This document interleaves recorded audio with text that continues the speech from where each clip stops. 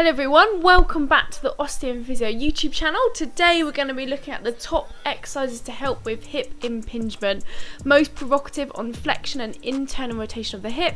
With lots of different types, we would recommend getting it assessed properly first.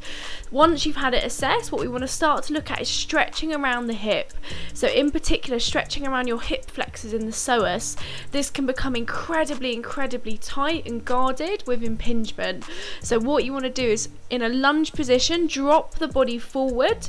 You're going to gently side bend and rotate the body away, holding this stretch for 30 seconds.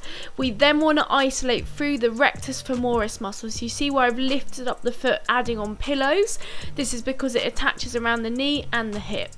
So the similar position where you're lunging forward, but this time you're lifting the arm up in front of you, holding for 30 seconds.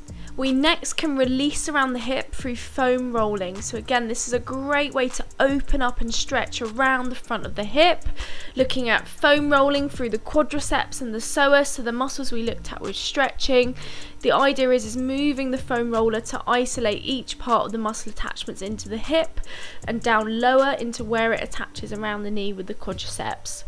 We can also target ITB, TFL, Gluteus Med Min, so around the side of the pelvis and down the side of the hip.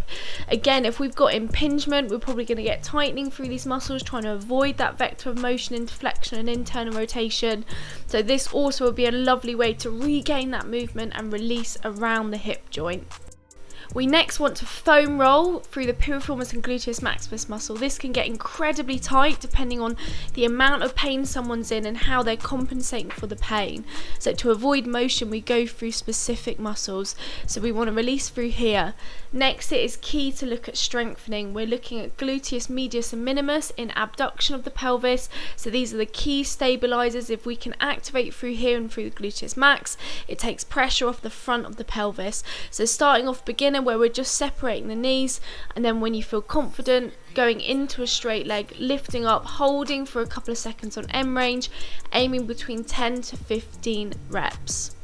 Once we have done this, we then want to move on to gluteus maximus. So we want to look at extension. We can still do this in a side lying position if this is comfortable. We're gently kicking the leg back, holding for a couple of seconds, and then bringing it back to that neutral position. Holding for a couple of seconds on end range, aiming for 10 to 15 reps. If that's too uncomfortable, we can also do it into a glute bridge position. As we're lifting up, we're bracing through the core, holding for a couple of seconds on end range and relaxing back down.